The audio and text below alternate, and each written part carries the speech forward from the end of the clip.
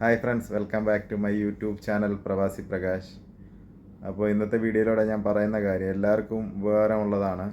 നമുക്കെല്ലാവർക്കും അറിയാം, പക്ഷെ നമ്മൾ സമയം ചിലപ്പോൾ കാണും എങ്കിൽ നമ്മളൊന്നും ചെയ്യാതെ ഇങ്ങനെ അത് കുഴപ്പമില്ല എന്ന് പറഞ്ഞ് തള്ളിക്കളയുന്ന കുറേ കാര്യങ്ങളുണ്ട്. അത് മെയിനായിട്ട് നമ്മൾ ബാങ്കിങ്ങിൽ നമുക്ക് ഒത്തിരി നാട്ടിലായാലും ഒത്തിരി അക്കൗണ്ടുകൾ കാണും. ഓരോരുത്തർ വന്ന് പറയുമ്പം തന്നെ നമ്മൾ സേവിങ്സ് അക്കൗണ്ട് ഇപ്പോൾ ഇങ്ങനെ ഓപ്പൺ ചെയ്യും. ചില ആൾക്കാർ സെയിൽസ്മാൻമാർ വന്ന് പറഞ്ഞിട്ട് അവരുടെ ടാർഗറ്റിന് വേണ്ടി കറണ്ട് അക്കൗണ്ട് ഇൻഡിവിജ്വൽ അങ്ങനെയൊക്കെ ഓപ്പൺ ആയിട്ട് ഓരോ ബാങ്കുകളിൽ ഇങ്ങനെ നമ്മൾ ഓപ്പൺ ആക്കിയിടും. ചിലപ്പോൾ ലോണ് കിട്ടുമെന്നൊക്കെ പറഞ്ഞിട്ട് നമ്മളിങ്ങനെ ഓപ്പൺ ആക്കിയിടാറുണ്ട് അല്ലേ.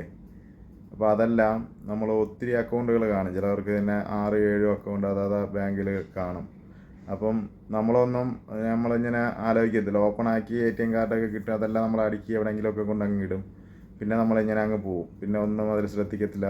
ബാങ്കുകാരെന്ത് ചെയ്യും, ഇങ്ങനെ മാസം ഇങ്ങനെ നോട്ടിഫിക്കേഷൻ അയക്കും, സ്റ്റേറ്റ്മെൻറ്റ് അയക്കും, ആവറേജ് കുറവാണെന്നൊക്കെ പറയും. ആവറേജ് ഉള്ള അക്കൗണ്ടുകളായിരിക്കും അത്. എന്നിട്ട് അവരൊരു 2-3 മാസം കഴിഞ്ഞ് അതിൽ ചാർജ് ഇങ്ങനെ അടിച്ചുകൊണ്ടിരിക്കും. ഇപ്പോൾ ഇവിടെ തന്നെ ആണെങ്കിൽ നമുക്കൊരു ചില ബാങ്കുകളിൽ 25 ദിറം 100 ദിറം അങ്ങനെ കയറിക്കൊണ്ടേയിരിക്കും. നാട്ടിലാണെങ്കിൽ അതുപോലെ എനിക്കറിയില്ല എത്രയാണെന്നുള്ളത്, പക്ഷേ ഇങ്ങനെ ആഡായിക്കൊണ്ടേയിരിക്കും. പക്ഷേ അത് തന്നെ നമുക്ക് നാട്ടിലാണെങ്കിൽ സിവിൽ, ഇവിടെയാണെങ്കിൽ അൽ ഇത്തിഹാദ് ബ്യൂറോ. ഇതിൽ നമുക്കിപ്പം UAE തന്നെ നമുക്ക് ഇവിടെ ദുബായിലും അബുദാബി എവിടെ ആയാലും ഇപ്പോൾ അക്കൗണ്ടുകളിൽ ചാർജ് ഇങ്ങനെ കയറിക്കൊണ്ടിരിക്കും. അത് നമ്മളെ അൽ ഇത്തിഹാദ് ബ്യൂറോയിൽ അഫക്റ്റ് ചെയ്യുന്നുണ്ട്. ഞാൻ ബാങ്കിങ് ഫീൽഡ് ഉള്ളതുകൊണ്ടാണ് ഞാൻ ഈ പറയുന്നത്. അപ്പോൾ അത് എത്രയും പെട്ടെന്ന് പോയി നമ്മളത് സൊല്യൂഷൻ കാണണം. ഇല്ലെന്നുണ്ടെങ്കിൽ അത് നമുക്ക് ഇപ്പം നല്ല സ്കോറായിരിക്കും, നമ്മളൊരു ലോൺ എടുത്തിട്ടുണ്ടാകത്തില്ല, ക്രെഡിറ്റ് കാർഡ് ചിലപ്പോൾ എടുത്ത് നല്ല രീതിയിൽ യൂസ് ചെയ്യുന്നുണ്ടാവും, പക്ഷേ അത് നിങ്ങളെടുത്ത് നോക്കുമ്പോൾ അത് സ്കോർ കുറഞ്ഞിരിക്കും. എന്താണെന്നുള്ളത് നമുക്കറിയില്ല. നോക്കുമ്പോൾ അത് ഇങ്ങനെ ആവറേജ് മെയിൻറ്റെയിൻ ചെയ്യാതെ ചാർജ് അടിച്ച് ചിലപ്പോൾ 8,000 10,000 ഒക്കെ ആയി കിടക്കും. അത് നിങ്ങൾ എത്രയും പെട്ടെന്ന് പോയി അത് ഒരു സൊല്യൂഷൻ അവരുടെ അടുത്ത് വേവർ ചെയ്യാൻ പറഞ്ഞ് ചില ബാങ്കുകൾ വേവർ ചെയ്യും, ചില ബാങ്കുകൾ അവർ അടയ്ക്കാൻ തന്നെ പറയും. അപ്പോൾ എത്രയും പെട്ടെന്ന് പോയി ആവശ്യമില്ലാത്ത അക്കൗണ്ടുകൾ ക്ലോസ് ചെയ്യുന്നതായിരിക്കും നല്ലത്. ഇല്ലെങ്കിൽ നിങ്ങൾക്കറിയില്ല, നമ്മൾ ബാങ്കിങ് ഫീൽഡിൽ നിൽക്കുന്നതുകൊണ്ട് അറിയാം, ഇവിടെയൊക്കെ അത് ബ്യൂറോയിൽ റിഫ്ലക്റ്റ് ആവുന്നുണ്ട് കേട്ടോ ഇപ്പോൾ. അപ്പോൾ അത് പിന്നെ അത് ലോണോ കാർഡോ ഒക്കെ എടുക്കാൻ പോകുമ്പോൾ അത്യാവശ്യത്തിന് പോകുമ്പോഴായിരിക്കും അത് നിങ്ങൾക്ക് അത് പ്രശ്നമായിട്ട് വരുന്നത്. ഇപ്പം തന്നെ ഞാൻ റീസെൻ്റായിട്ട് ഒരു കേസിൽ ഞാൻ നോക്കിയപ്പോൾ ഒരു ബാങ്കിൻ്റെ അത് ഞാൻ ഇത് അക്യുമുലേറ്റ് ആയിട്ട് കിടപ്പുണ്ട് കസ്റ്റമർക്ക്. അവർ മുന്നേ ഓപ്പൺ ആക്കിയിട്ടതാണ്. അതിൽ സാലറി എന്തെങ്കിലും വന്നിട്ടുണ്ടാവും, പിന്നീട് അത് ക്ലോസ് ചെയ്തിട്ടില്ല. അങ്ങനെയുള്ളത് സാലറി നമ്മൾ ഒരിടത്തുനിന്ന് മാറ്റി വേറെ ഒരിടത്തോട്ട് പോകുമ്പോൾ അത് ഇമീഡിയറ്റ് ആയിട്ട് തന്നെ അത് ക്ലോസ് ചെയ്യുക, ഇല്ലെങ്കിൽ അതിൽ മെയിൻറ്റെയിൻസ് ചെയ്ത് പോവുക.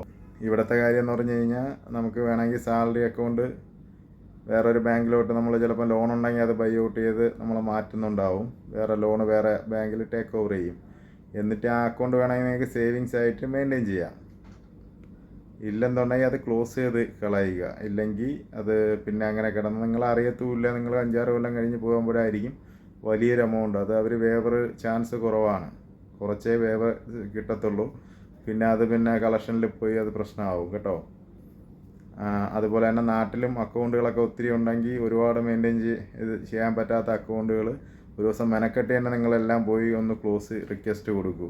ഇല്ലെങ്കിൽ അത് ചാർജസ് അങ്ങനെ കയറിക്കൊണ്ടിരിക്കാതെ നിങ്ങളെ സിവിൽ സ്കോറിനെയൊക്കെ അഫക്റ്റ് ചെയ്യും കേട്ടോ. അപ്പോൾ അതൊന്ന് ശ്രദ്ധിച്ചോളൂ എല്ലാവരും. ഇല്ലെങ്കിൽ വെറുതെ നിങ്ങൾക്ക് നല്ല രീതിയിൽ നിങ്ങൾ കടമൊന്നും എടുക്കാതെ ഇങ്ങനെ നടക്കുന്നതായിരിക്കും, പക്ഷേ ഒരു അക്കൗണ്ട് ഒരാളെ ഹെൽപ്പ് ചെയ്യാൻ പോയതായിരിക്കും പണി പാളുന്നത് കേട്ടോ. പണി കിട്ടിയിട്ട് പിന്നെ പറഞ്ഞിട്ട് കാര്യമൊന്നുമില്ല. ബാങ്ക് പറയും നിങ്ങൾ അറിഞ്ഞില്ലെങ്കിൽ നിങ്ങൾ എന്ത് സൈൻ ചെയ്തിട്ടില്ലേ എന്ന് ചോദിക്കും. അതിൽ നമുക്കൊന്നുമില്ല. നമ്മളൊരു സൈൻ ചെയ്ത് കൊടുക്കുമ്പോൾ അതിൽ ഒത്തിരി കാര്യങ്ങൾ നമ്മൾ വായിച്ച് നോക്കുക, ആർട്ടിക്കിളൊക്കെ ഒത്തിരി എഴുതി വെച്ചിട്ടുണ്ടാവും കേട്ടോ. അത് ബാങ്കിൻ്റെ പ്രൊസീജിയറാണ്. അവരെയും തെറ്റ് പറഞ്ഞിട്ട് ഒരു കാര്യമില്ല. അവർ എന്തായാലും ആസ് പെർ സെൻട്രൽ ബാങ്ക് അല്ലെങ്കിൽ RBI നാട്ടിലാണെങ്കിൽ അത് അനുസരിച്ചാണ് അവർ പ്രൊസീജിയർ ചെയ്യുന്നത്. നമ്മൾ വായിച്ച് നോക്കാതെ നമ്മളെ കുറ്റമാണ്. അപ്പോൾ അതുകൊണ്ട് ഏതെങ്കിലുമൊക്കെ അക്കൗണ്ട് ഉണ്ടെങ്കിൽ എത്രയും വേഗം പോയി ക്ലോസ് ചെയ്യണേ കേട്ടോ, ഇവിടെ ഉള്ളവരും നാട്ടിലുള്ളവരായാലും. അപ്പോൾ ഇനി അടുത്ത വീഡിയോയിൽ ഞാൻ വീണ്ടും അടുത്ത കാര്യങ്ങൾ പറയാം കേട്ടോ. എല്ലാവർക്കും വീഡിയോ ഇഷ്ടമായി കഴിഞ്ഞാൽ ഷെയർ ചെയ്യുക, ലൈക്ക് ചെയ്യുക, കമൻറ്റ് ചെയ്യുക. Thank you for watching.